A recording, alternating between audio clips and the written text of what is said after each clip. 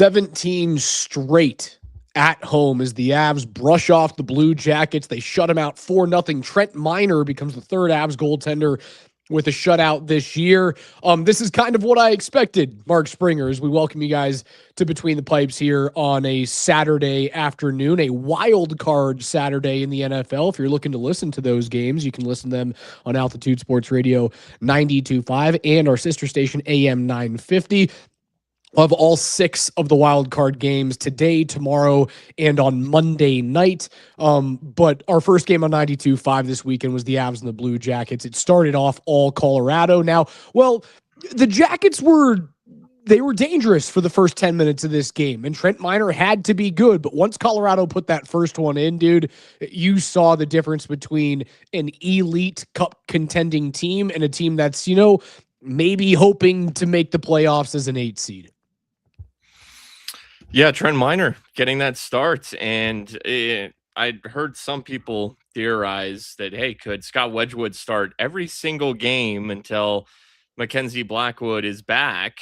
And it appeared that it could have been trending in that direction since they started him on a back-to-back this weekend. But no, they go with Trent Miner. Columbus now dips below 500. They're a solid team, but it goes to show how good this team is, how good the Avalanche are. And Miner didn't have to do much as this game progressed. He was very good, though. 29 saves, all 29 saves against. It's a good thing that nobody picked him up off of waivers. And I know a lot of people said, like, oh, nobody was ever going to pick him up off of waivers. I don't know, man. This goaltending's like pitching. It's like quarterbacks. It's like you can never, like, if there's something decent, you just kind of glob onto it. So he stays with the Avs. Blackwood gets hurt. He's a great number 3. Is Trent Miner the best number 3 in the league? Everybody debate. I don't know another name of a number 3 around the league. I'd really have so you know what? There's my answer. Yes. Yeah. Best 3 in the league. Trent Miner. Yeah, this was a game that felt inevitable and predictable. You walk in, it should have been a sleepy game. It was a sleepy game, Spring, and the power play. I know that they had that one opportunity at the beginning of the game they go 0 on that power play opportunity. I liked the movement. I liked the shots outside of McKinnon's kind of weak one with about 45 seconds to go in the first period. 45 seconds to go in the power play in the first period, but. You got contributions up and down the lineup. I thought Nate was dangerous. I thought Cale was dangerous. I thought Nate just was dangerous. Obviously, Gavin Brindley has a great game. Brent Burns at 40 years old is on pace to score like 15 goals this season, which is insane. That's the type of game I expected tonight. Yeah, they were super clean.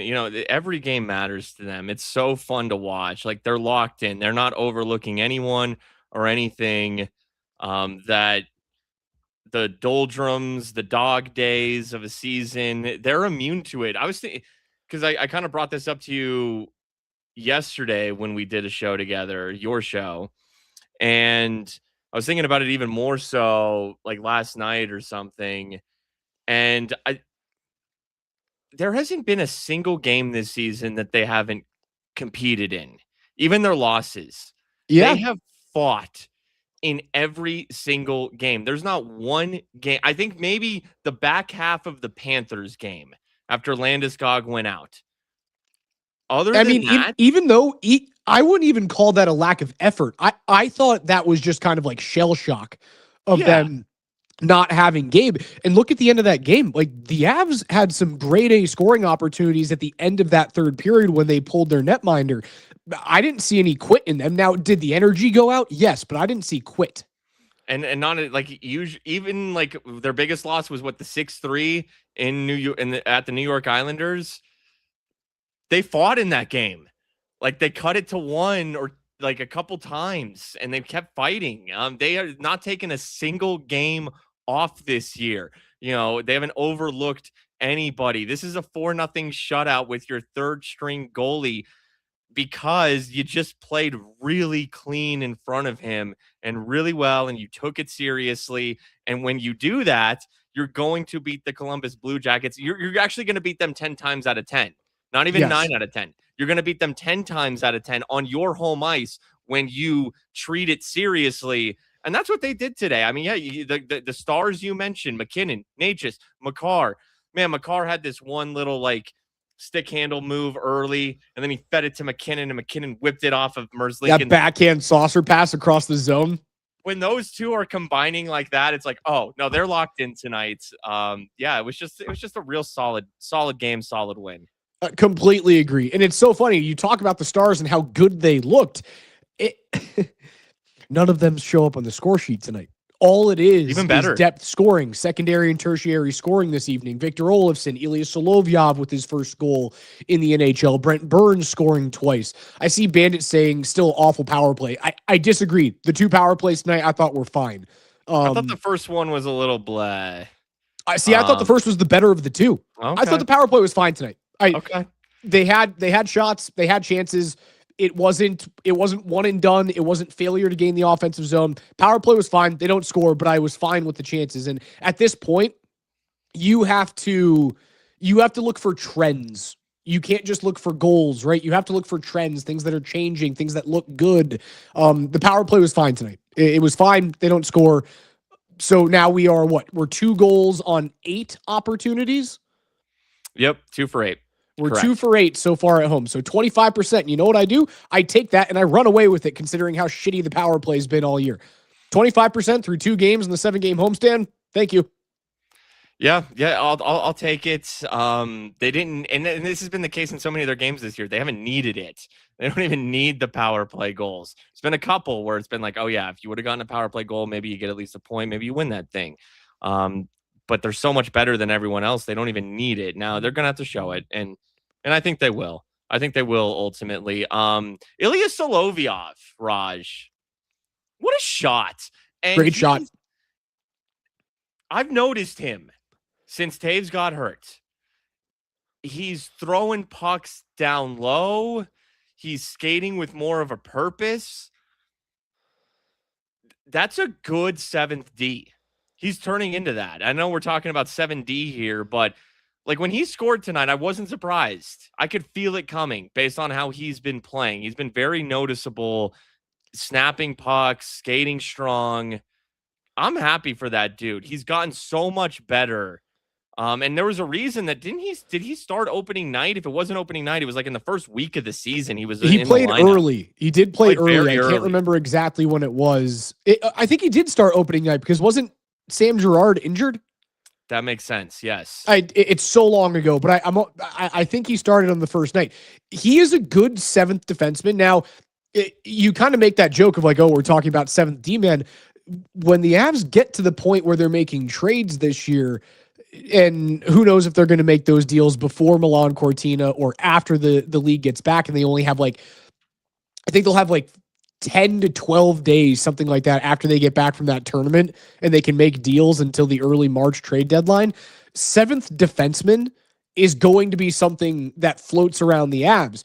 And Solovyov getting this opportunity with Devon Taves out to force himself into that role would help Chris McFarland and Joe Sakic save arrows in their quiver to go out and get a bigger depth forward, or maybe, and I've seen the rumors start to swirl over the last couple of days that Artemi Panarin and the Avalanche have been linked. And 3rd game of the season was when Solovyov debuted, and he played a good chunk in October. And look, he was one of those camp names. Solovyov was one of them. Bardakov was one of them. Bardakov's had his moments, but man, actually looked like a guy who I could trust on a 3rd D pair. And he's the body type of a 6'7" D man, right? 6'3", 215. He doesn't need to play 20 minutes. He needs to play 8 to 12. And light years better than Calvin DeHaan or an Oliver Shillington. It looked. Who's the other guy? Was it Jason Polin? Is that who I'm thinking of? No, maybe not him. Oh my gosh. There's been some. You're forgetting about Curtis McDermott? No, another rando D guy. Even Solovyov, though, was kind of, because I said he was a camp name. Or some other guy who got some minutes this year. That guy did nothing. Solovyov looks like he can play. Okay, Artemi Panarin. I saw some sort of rumor that the Avs are looking to make a move to upgrade at center.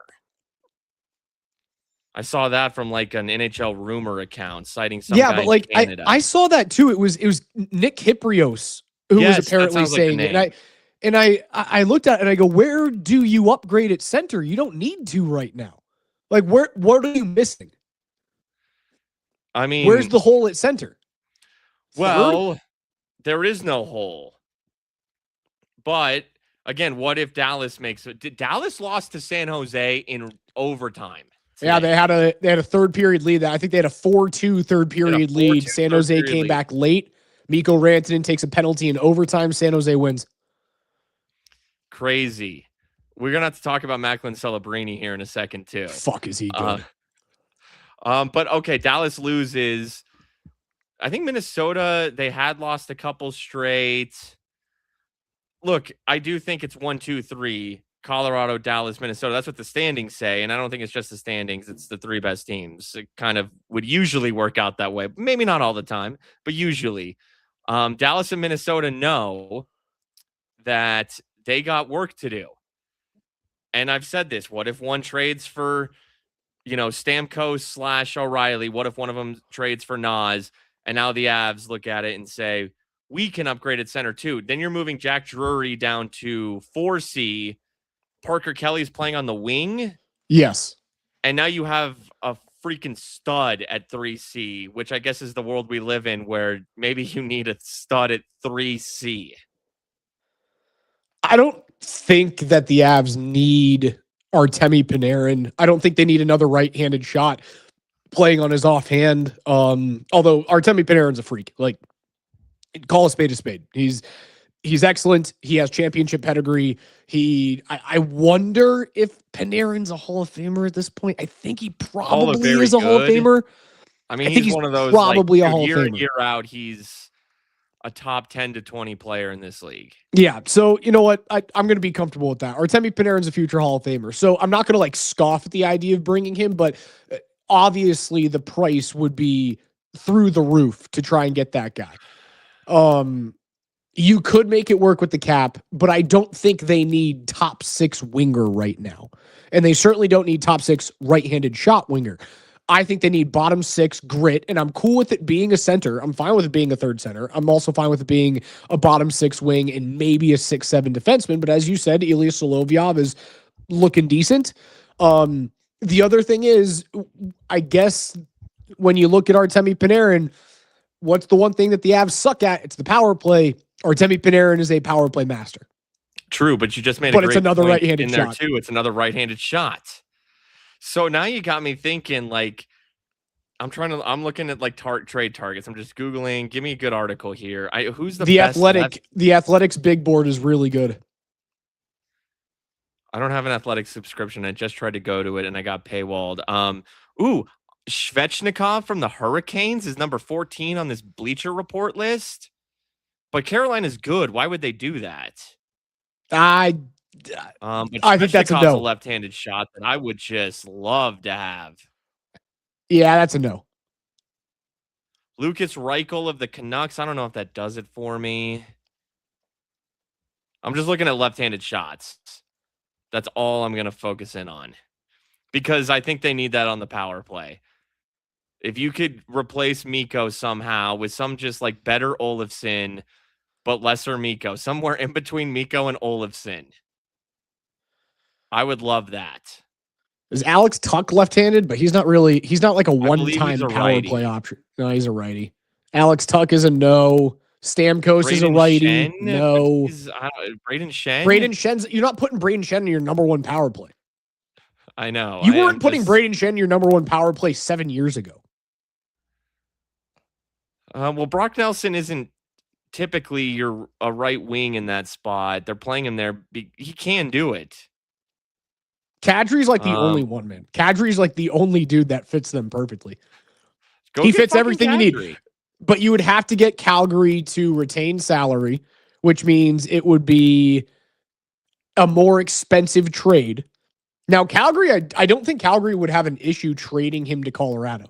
I think Calgary wants him out of the Pacific. They probably want him out of the West, but they definitely want him out of the Pacific. I could see them finding a way to trade him to Colorado, but I think it would probably take multiple firsts. Yeah, to get them, especially to retain the salary. But again, and we can't look. I don't. We start talking about this. I'm kind of am with you though. Like, they don't need. That's the thing about this team. They don't need anything. Right. They don't need anything. They don't. Mhm. Because if They can you're win a adding a cup the way top, that they're playing right now. I originally brought up like a 3C who would be like really good. Like if you're playing Kadri on 3C, good night. Or I guess Kadri could be your 2C and Brock Nelson's your 3C. You know what I'm saying? But your top 6 when they're healthy, McKinnon, Landeskog, Natchez, Nelson, Nichushkin, Lehkonen. That's I don't care what other moves anybody else makes. That's still the best top 6 in the league. Yeah, like I think the only move that would make me nervous is if Minnesota or Dallas find a way to get Kadri. Even them adding Steven Stamkos at this point doesn't scare me, right? Because Stammer's not the same two-way center that he once was. Is he even playing center in Nashville right now? Because at the end of his Tampa career, he got moved over to the wing. No, I know. That's why I was really more talking O'Reilly and like, does Kadri. O'Reilly do anything for you? O'Reilly hasn't been the same player, man. And I guess I understand Conn Smythe winner. He can turn on in the playoffs. That's the type of environment in which Ryan O'Reilly thrives. But we're not talking about the St. Louis Blues in 2019. You're right. Time has flied. We're 7 years beyond that. Ryan O'Reilly's is he 30? 2026 right now. That's crazy. How old's Ryan O'Reilly? 33? 34? Yeah, it would still be. If Dallas or Minnesota were to get a Stamkos or an O'Reilly, it would still upgrade their roster. It would still lift boats to a degree. It would certainly help Minnesota more than it would Dallas because Minnesota has no centerman. Yeah. There's certainly a need there instead of, just really shoring up because of what's in front of you, and that's Colorado. Which Dallas would be just if you're Dallas, need doesn't even matter. You're in Minnesota. You're just trying to close the gap. You're just trying to add talent to close the gap. O'Reilly turns 35 in early February. Yeah, it makes them better, but yeah, it might not even be enough. Because that's you can make the argument, and I'm fine with it, that like they don't need to make a move. It's very possible Kadri goes to one of those two teams though, because as long as they have a good offer, Calgary won't care about sending them in the West. 100%. It is out of the division still. Yeah. I mean, likely what they do, and hold on, what's Naz Kadri's trade protection right now? Does he have a full no move? That's the big question for me. Even if he does have a no move, that he wouldn't waive it to go to a cup contender. He's on right, but if he has a full no move, so let's think about the Naz Kadri situation. If he has a full no move, or if he has a modified no trade where there's like 24 teams he can't be traded to, I'm sure Puckpedia has it. It would help the Avs, right? Because then he goes, I only want to go to Colorado, go make it work. Yeah, he could do that. He could have a loyalty to Colorado where he would say, no, I refuse to go to the Stars or Wild. He does. Kadri's on year 4 of an article. There's literally recent stuff on this. Kadri's got Drager 3 years remaining. Open to a change of scenery, specifically to a contender. Okay, here, I've got his clauses. It's Puckpedia. It's the only place. 25-26 modified no trade clause this year, which is a 13-team no trade list. So not as much protection as I would have hoped for, but that is just south of half of the league. So 13 teams he has a no trade list to this year out of Calgary. He's got 3 years remaining on a deal that pays him $7 million a year? $7 a year. Yes, and by the way, this year it became a 13-team no trade list. Prior to this in his contract, it was a full no movement clause. Son of a gun. Yep. So you missed it by a year. Missed it by a year. That sucks. Okay. All good. That's fine. I would love to see him here. I think it would take multiple first-round picks to get Naz Kadri because you can make the argument he is the best center on the market and the best playoff center on the market. Do you see the other thing that was coming out of New Jersey today? No. Dougie Hamilton was told that now that New Jersey's D-core is getting healthy, and New Jersey is a dumpster fire right now. They just gave up like 9 goals to the New York Islanders. They got beat the following night. I And think Jack they gave Hughes up like is back. Jack Hughes is back, but like New Jersey is not fixed right now. That's crazy. I saw something came out yesterday that Dougie Hamilton is possibly being shopped, and the Devils have approached his camp to go, would you move your no or waive your no movement clause if we found the proper team for you? Well, let's look at that contract. And $9 million AAV. 2 years remaining. 2 more years on it. I mean, you got to eat salary 100%. I mean, you got to eat a ton of that salary. A ton. And he's got a 10-team modified no trade clause. That won't make any sense. Wouldn't make sense or couldn't work. Wouldn't make sense. It's a right-handed shot. It couldn't work. It's a right-handed shot, which like I don't need on the blue line. I need a left-handed shot, but his size helps for sure. I don't know if you could get New Jersey to retain 50% for the next 2 years, considering they think they're in a contending window in the East. But like his size would be intriguing to me if you could get him down to $5 or $6 million in terms of AAV on retention. You would have to move a contract out. Like Girard's contract has to go. Yeah, but why is New Jersey? You also have to consider New Jersey's lowering his minutes and taking a guy they invested a lot in out of the rotation. So has his production dipped? Like, he's got 5 goals, 5 assists in 40 games this year. What does Sam Malinsky have? I mean, and I know the Avs are stacked, so it helps, but I mean, I'm not looking for production coming into Colorado right now. It's not what I'm looking for. I'm looking for. I don't see how that, and especially with the money, even if half of it is eaten, that's still $4.5 million. I don't see how that's worth moving on from. Their 6 have been great. Like all 6 of the Avs D men have played very well. So a guy who's falling out of favor and is still going to be pricey, even if salary is eaten, doesn't make any sense to me. Okay. Unless they were willing to eat like $8 million and make it a $1 million deal. I'm just trying to find a way to better the team in terms of depth. And if that means I can get a 6'6", 230-pound defenseman that was a top 10 pick, be my guest. Now it's 2 years. It would be difficult to fit all of that money without 50% retention, because you have to look at what's going forward with Cale Makar. You'd have to move Girard's contract. It's another right-handed. You'd be moving a lefty off the blue line, adding in another right-handed shot, which is very difficult. It does bring me back to, I would be comfortable with them like not making any moves. I mean, they will make some moves. They're going to make at least one. They always make moves. But could it be akin to a couple years ago where they just traded for like Trennan and Duhaime? And I think it was Scott Walker was the other one. Sean Walker was the other one. I think it wasn't Scott Walker, the dude from Fast and Furious, who's dead now. Paul Walker? Paul Walker. That was Paul Walker. There's a Scott Walker somewhere. Is that like a representative from the great state of Texas? Yeah, it sounds like something like that. You guys played that game on Kreckman and Lindahl a couple of days ago. Is it an Ottawa Senator or a U.S. Senator? And I had a great time laughing. Yeah, Scott Walker would be a great name. Yes, it would. For that. Yes, it would. It could be something like that. That wasn't anything amazing, but they will at least do something of that level. I saw someone in the chat go, let's be honest, they're like a Nico Sturm away. Sure. Yeah. Nico Sturm. A Lars Zeller. 6'7", Lars 8. Zeller was better. Yeah. A bottom 6 forward that might play 6 games in the playoffs. Like that's what they're looking at. 6 forward, maybe some 3D pair, but man, I would almost feel like unless you're moving Girard for a big name, you can't take Sam out of the lineup right now. He's playing very well. You can't take Sam. Playing very well. See, Homopoulos in the chat, and I think Guru has similar sentiments.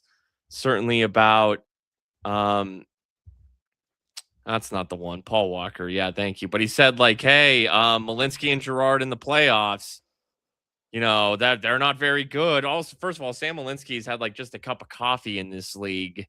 This is like his first actual he's being relied upon time in the NHL. And from what he's shown in the regular season, I trust him. And I know Gerard got hurt when they won that Stanley Cup, but he did play in some of those playoffs and was fine, and he's Yeah, playing what very he well got right hurt halfway now. through the St. Louis series? Yeah, I think it was about halfway through the St. Louis series, something like that. Um, it would be a shame unless you're moving Gerard for something like really good. All 6 of those guys have earned the right to play. They're playing very well. They are. And again, you have to find a lefty on this team. And there's like no lefties on the trade board, whether it's defensemen or forwards. There's no lefties on the trade board. Man, Svechnikov is my favorite name that I saw. I'm just trying to imagine. Why would Carolina's not moving? Carolina trade thinks they can win the East. They're not moving him. I know. Could you imagine? You imagine being Eric Tulsky and trying to sell that to the fan base? We've now moved on from Marty Necas and Andrei Svechnikov. You'd have to trade him something that they need in another area. I bet you the Avs probably asked about Svechnikov during the original contract negotiations or trade negotiations, and Tulsky probably said no. Probably. But he made that Bleacher Report article, which I don't know. And maybe this fucker who wrote this has absolutely no idea what he's talking about. That's very possible. Because, yeah, they're the best team in their division. Why would they trade that guy? Unless you were trading him, maybe do they have a needed defense where, like, if you were just give them Gerard, take back Svechnikov, maybe also throw in Olofsson? Just Keandre Miller, Sean Walker, Slavin, Chatfield, Gostisbehere, and Nikishin. They don't really have a need on the left. Okay. They don't.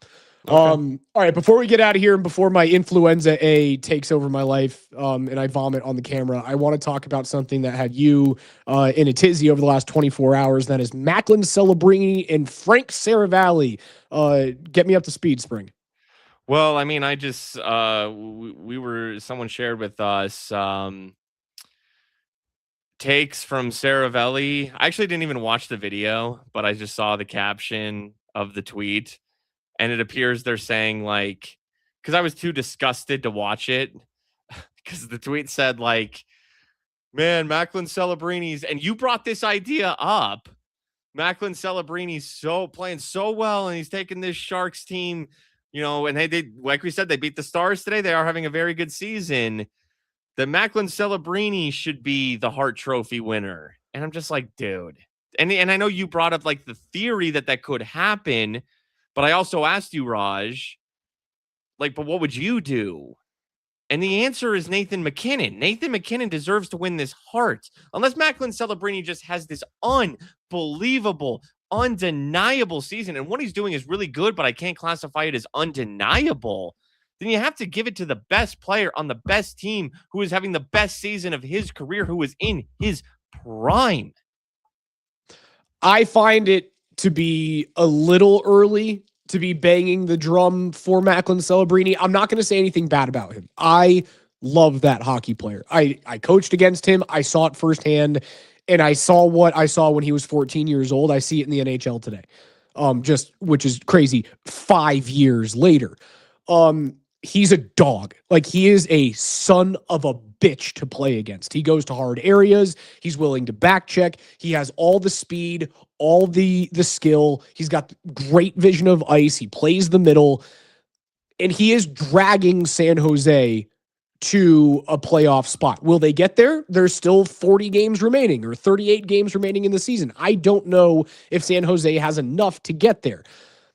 It would be a travesty if Nathan MacKinnon lost a second Hart Trophy to a player that was most valuable to his team when we don't know what the actual definition of the award is. Right? Because if you look at the 2019-2020 Hart Trophy, when MacKinnon lost to Leon Draisaitl had 110 points that year, 43 goals, 67 assists. Connor McDavid only had a 97-point season that year. Nathan MacKinnon put up 93 points, 35 goals, 58 assists in that 2019-2020 season, and he lost that awards cycle because he lost to the better player, not the most important player. If we think back to that 2019-2020 Colorado Avalanche team, who was the next best player? Who was it? Mikko? Mm-hmm. And Mikko still wasn't putting up 50 goals at that point, right? So I don't know if you can look at Colorado and say that it wasn't akin to the Taylor Hall and Macklin Celebrini situation, 2019 and 2020. You know who had the second most teams on or points on the team that year? Landeskog. Cale Makar. Wow. 50. Cale Makar was 43 points behind Nathan MacKinnon. So just 2 years after Nathan MacKinnon failed to win, was it 1 year or 2 years? It was either 1 year or 2 years. After he failed to win a Hart Trophy over Taylor Hall, because Taylor Hall dragged the Devils into the playoffs because he was 40 points ahead of the next Devil in scoring. The year later, MacKinnon didn't get the same benefit of the doubt going against Leon Draisaitl, who had 110 points that year and beat MacKinnon by 17 points in the race for the Art Ross. McDavid had 97 points, which was just 13 points shy of what Draisaitl had. Right? So in 2 consecutive years, it doesn't make any sense. At least I think that what it was. I can't remember when Hall won his MVP. But in 2 consecutive MVP races for Nathan MacKinnon, he didn't get the same benefit of the doubt. And for that to happen again this year would be a fucking travesty. Yeah, and Nathan MacKinnon, where he is now, is better than where Taylor Hall was then. Like Nate, he's better. He's better than what Leon Draisaitl was then. Yes, that too, and Taylor Hall.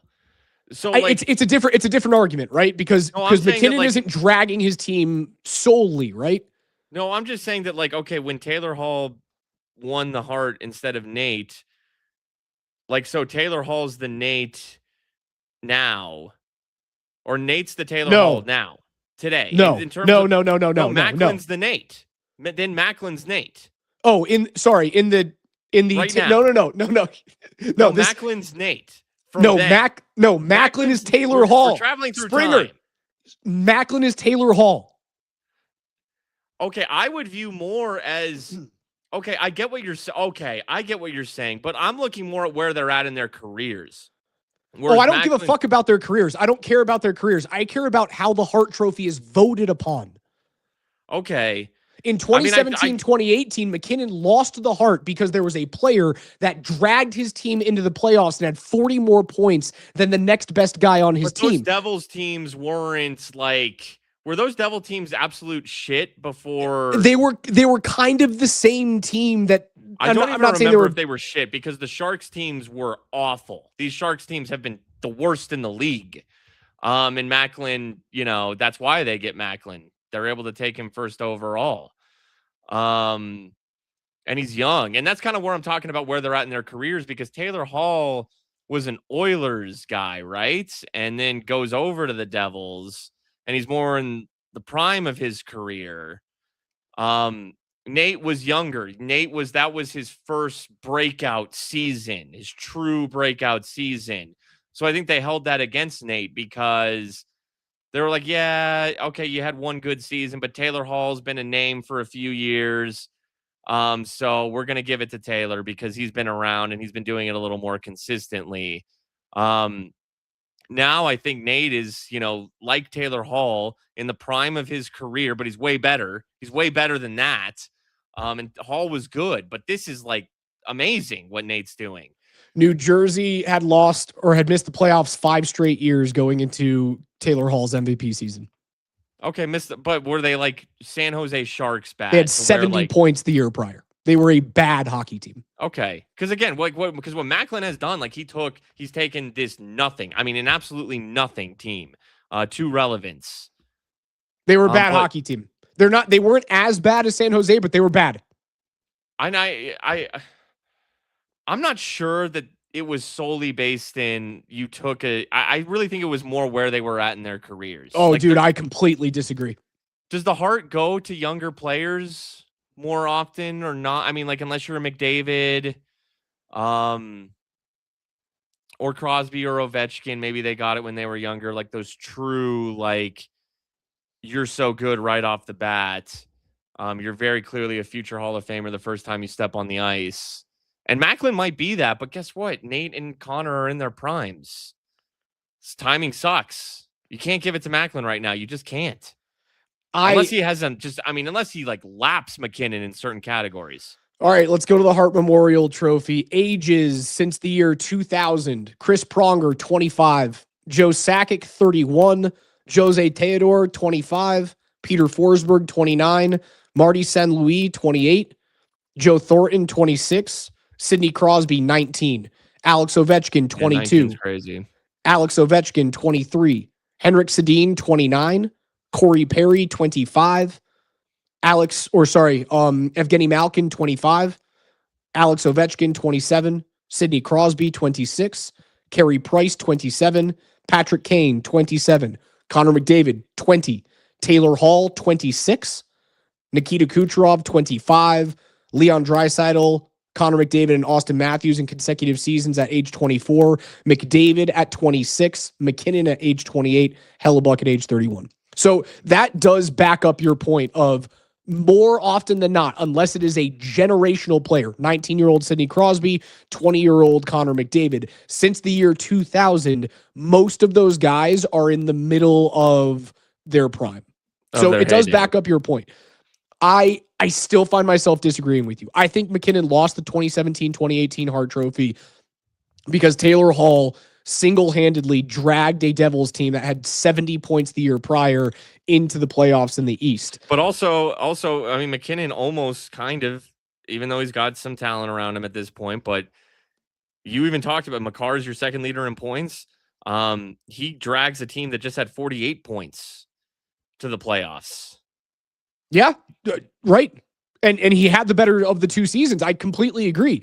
I would think it would be a complete travesty if they were to do that to him again, because he has now lost MVP seasons on two different arguments. The NHL and the guys who vote on this award, the Pro Hockey Writers Association, they don't know what the definition of the award is, because in 2017, 2018, it was the player deemed most valuable to his team. The very next year, when McKinnon had 93 points and Leon Draisaitl had 110, right? And McKinnon was 43 points ahead of Cale Makar, and Draisaitl was only 13 points ahead of Connor McDavid. They gave it to the best player in the league that year, and that was Draisaitl. So it is a Pro Hockey Writers Association fumble. And if they do it again, I'm going to be fucking pissed. I mean, Nate's, I believe Celebrini, unless this isn't updated, I assume it's probably updated by now, Celebrini has 70 points. McKinnon has 78. McKinnon has 36 goals. Celebrini has 24. McKinnon is a plus 48, which plus 48 is insane. Celebrini is a plus 17. So, I mean, is that not enough? Is that right there just not enough? Just like, don't turn. I don't want the NHL to turn the Hart Trophy into the Jack Adams. The Jack Adams Trophy is given to the coach that did the most with the least, unless you have a historic season like the Boston Bruins did a few years ago and they give it to Jim Montgomery, right? That's the reason why Jared Bednar at the halfway point is leading the votes, but just barely over Joel Quenneville. Because what is Joel Quenneville doing? He's surprising you with where the Anaheim Ducks have been all season long. Don't turn the MVP trophy into an award for the guy who did the most with the least. It's a joke. Yeah, no, typically in every sport, the MVP award goes to the best player in the statistical categories. Yes. There are exceptions, but by and large, like remember when Alex Rodriguez won American League MVP on a Texas Rangers team that was absolute shit, but his numbers were so good that it was just like, you got to give it to this guy. Mike Trout for a decade. You know, the numbers matter. They matter. They should be and if it's close, that's where you can start to split hairs and look at other things. But even if it is for you, how close does it have to be? Shout out to Macklin. Even if Macklin finishes right behind Nate's or whatever, shout out. Good season. They're going to be the best team in NHL history. Like, that's who the MVP goes to. It goes to a guy in the prime of his career who's having the best season of his career, who's on the best team in the league. If you check all three of those boxes, I don't care who else has done what else, you get MVP or else you're overthinking it. And if the Yeah. NHL, if the voters want to overthink it, go for it, but you'll be overthinking it. And my favorite part about this will be, where's the argument that, oh, he has Mikko Rantanen on his wing? Where's the argument? That's gone now, because now the argument will turn into, oh, he's got Marty Necas on his wing. Marty Necas was looked at as a player who was like an afterthought. A good player, a really good skilled player, but kind of an afterthought around the league, right? In Carolina, when you thought of great players in there, you didn't really think of Necas. You thought of Slavin, you thought of Burns, you thought of Freddie Anderson, you thought of Jordan Stahl for many years. You thought of Svechnikov doing his Michigans. You didn't really think of Marty Necas. So now the argument, I fear, is going to turn to, well, he's got Marty Necas on his wing. You have to flip that narrative on its head and go, he had a Hall of Famer in Mikko Rantanen, and he's about to make Marty Necas a Hall of Famer too. Yeah, absolutely. Absolutely. It's great points. They're always, I don't know. Do they not like how good the team is, and so therefore they don't want to give them everything? I've seen that going around like daily face-off and stuff. Is, oh, you can't give the awards to just one team. You can. I mean, sometimes that's what happens. Sometimes that's what happens. This team, it's striking to watch them play. I mean, and it's a salary cap sport too. This is a salary cap era for pretty much everything except for kind of baseball and European soccer. It's amazing how much better they are than everybody else. And the rules are the same for everyone. There's a salary cap, the money, it makes it tough. And it is striking to watch how better this team is than everybody else. I mean, this Columbus game today, and Columbus is good, but you're playing on a completely different planet, even though you're a good team, and you're just on Mars today. He's going to win it. He's going to win it. He's going to. And Frank Saravelli, don't people like clown him for like getting stuff wrong or something like that? Like, don't overthink it. Don't overthink it. It's so very clear. Like, not only do the stats tell you he's the MVP, but the eye test tells you that he's the MVP as well. Don't overthink this. You don't have to be big brain. You don't have to be the guy thinking differently than everyone else. Sometimes being a hive mind, it works. Sometimes having the same thought process as all of the other people in your line of work, sometimes it works when it's that obvious. Don't try and be the smartest guy in the room, because in this situation, you'll look like a dumbass. Well, and also there's so many shows, there's so many people with takes that you have to differentiate yourself. That makes me stand out. Yeah. That I'm on the forefront of solving world hunger. Look at me. Like, Macklin Celebrini should be hard. This is if you're a higher level IQ, then you'll see that Macklin Celebrini should be MVP. No, it's a bunch of bullshit. All right, Spring. I'm on the edge of my influenza. Yeah, go get some rest, brother. Leash. So I need to go blow my nose and maybe. Good show. Way to make it. You made it almost 45 minutes. I'm a trooper, man. I'm a trooper. All right, guys. Avs win. Ho hum yet again. They'll be back on the ice Monday against the Toronto Maple Leafs, and they're going to look to tie their franchise record for most consecutive home wins. And we'll see if they can end up doing that. We'll talk to you guys about 10 p.m. on Monday night for Spring. I'm Raj. Avs win. Thanks for listening to Between the Pipes.